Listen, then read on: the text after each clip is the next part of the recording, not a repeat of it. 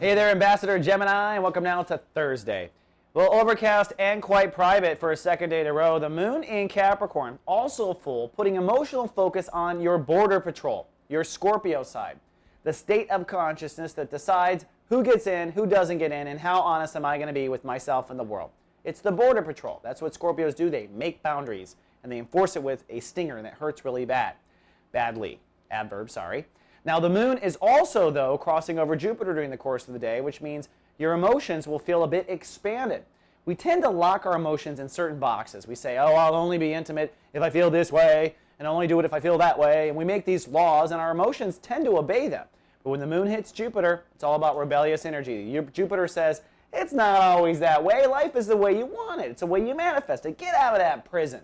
So you might feel a little bit of a prison break emotionally, especially as it relates to sex and intimacy and trust and honesty. And if that's the case, just go with the flow. It's a nice lesson from the universe. One thing I will tell you, when the moon hits Jupiter, it is an injection of optimism. So suddenly the glass goes from half empty to half full. I almost screwed that up.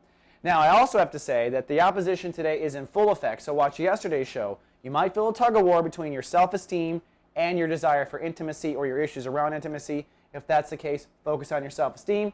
Also, the sun ruled by Neptune today, making everyone intuitive. So with the sun in your house of self-esteem, I would say at nothing else, you can sniff out a great sale at Macy's or find that great sales rack. Then lastly, I want to talk about Mars hitting Saturn. Now, we talked about how Saturn is asking you to grow up when it comes to how you mother yourself. And that is in effect for 18 months. You won't be done with this lesson until 2010. You heard me right. But one thing I didn't talk about was when Mars hits Saturn, Mars has to grow up because these two energies are coming together, so they have effect on each other. Mars says to Saturn, okay, get moving. Saturn says to Mars, okay, grow up. What it means for Geminis is the sector of consciousness you use for Mars or use Mars to manage, which is your place in society, that part of you has got to grow up right now. So you may be kind of immature somewhere with your friendships or your expectation of friendships or things like that. And if that's the case, you're going to find that it makes you angry. It may even cause some conflict.